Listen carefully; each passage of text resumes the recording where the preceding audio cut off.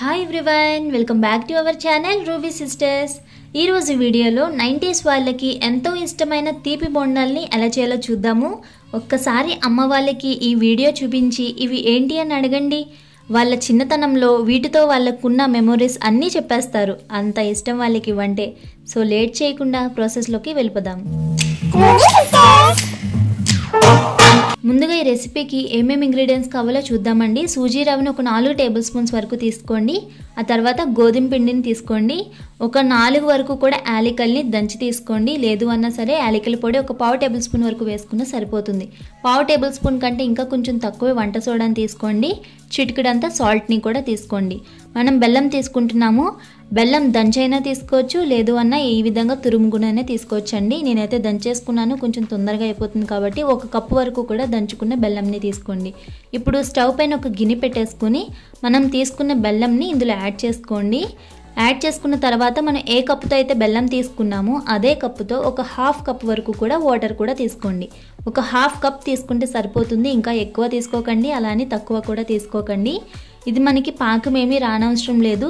బెల్లం అనేది పూర్తిగా కరిగితే సరిపోతుంది. ఏమీ మరగవసరం లేదండి, ఇలా కరిగితే సరిపోతుంది. ఇప్పుడు స్టవ్ ఆఫ్ చేసుకుని పూర్తిగా చల్లారనివ్వండి. ఆ తర్వాత మరొక గిన్నె తీసుకుని ఫిల్టర్ పెట్టుకోండి. ఈ విధంగా ఫిల్టర్ పెట్టేసుకుని కరిగిన బెల్లం పాకం ఉంది కదా, అది ఇందులో ఫిల్టర్ చేసుకోండి. మొత్తం ఏమైనా డస్ట్ ఉంటే అది పోతుంది. ఇలా ఫిల్టర్ చేసేసుకున్న తర్వాత గోధుమ పిండి యాడ్ చేసుకోండి. గోధుమ పిండి 1 కప్పు వరకు కూడా మనం బెల్లం యాడ్ చేసాం కదా, 2 కప్పుల వరకు కూడా గోధుమ పిండి అనేది పర్ఫెక్ట్గా సరిపోతుంది అనమాట. ఇలా గోధుమ పిండి యాడ్ చేసుకున్న తర్వాత యాలకులు, వంట సోడా, సాల్ట్ ఇవన్నీ కూడా ఇందులో యాడ్ చేసుకోండి. యాడ్ చేసుకున్న తర్వాత సూజీ రవ్వ యాడ్ చేసుకోండి. సూజీ రవ్వ ఏంటో తెలుసు కదండి, ఉప్మా రవ్వ. యాడ్ చేసుకున్న తర్వాత మొత్తం అంతా కూడా కలిసేలాగా బాగా కలుపుకోండి. మీరు కలుపుకునేటప్పుడే అది కొంచెం లూజ్గా ఉంటుందండి, అలానే ఉండాలి. కొంచెం సేపు అయిన తర్వాత అది కొంచెం టైట్ అవుతుంది.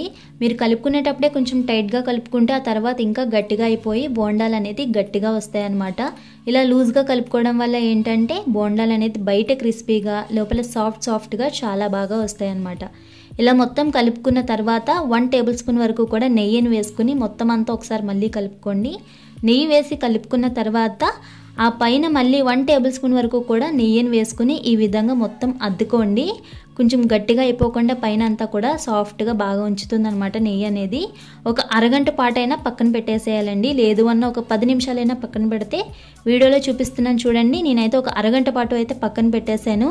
మీకు టైం అనేది లేకపోతే ఒక 10 నిమిషాలైనా పక్కన పెడితే ఈ విధంగా కొంచెం గట్టిగా అనేది అవుతుందన్నమాట, పిండి అనేది దగ్గరకు వచ్చి. ఈ విధంగా పిండి వచ్చిన తర్వాత కొంచెంగా తీసుకుని ఇలా బాల్స్ అనేది చేసుకోండి రౌండ్గా. పెద్దవి చేసుకోకండి, అలా అని చిన్నవి కూడా చేసుకోకండి. కొంచెం మీడియం సైజ్ చేసుకుంటే బాగుంటుంది ఈ రెసిపీకి. ఈ విధంగా మీడియం సైజుగా బాల్స్ పిండి అంతా కూడా ఈ విధంగా మొత్తం చేసేసుకుని ముందుగా పక్కన పెట్టేసుకోండి. ఇలా పెట్టుకున్న తర్వాత ఇప్పుడు ఒక కత్తి తీసుకుని దానికి నెయ్యిని కానీ ఆయిల్ని కానీ అప్లై చేసుకోండి. ఈ విధంగా అప్లై చేసేసుకున్న తర్వాత ఒక ఉండ తీసుకుని నిలువుగా ఒక ఘాటు, అడ్డంగా ఒక ఘాటు పెట్టుకుంటే సరిపోతుందండి. మరీ లోతుగా కూడా పెట్టకండి, ఆయిల్లో వేయగానే విడిపోయే ఛాన్స్ ఉంటుందన్నమాట. 100కి 25% లోతు వరకు ఘాటు పెట్టుకుంటే సరిపోతుంది.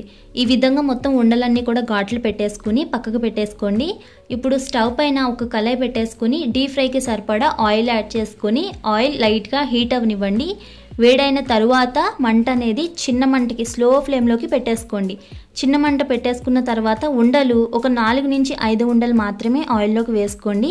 ఆ విధంగా మొత్తం అన్నీ కూడా 4 నుంచి 5 వేసుకుంటూ మొత్తం ఉండలన్నీ కూడా ఫ్రై చేసుకోండి.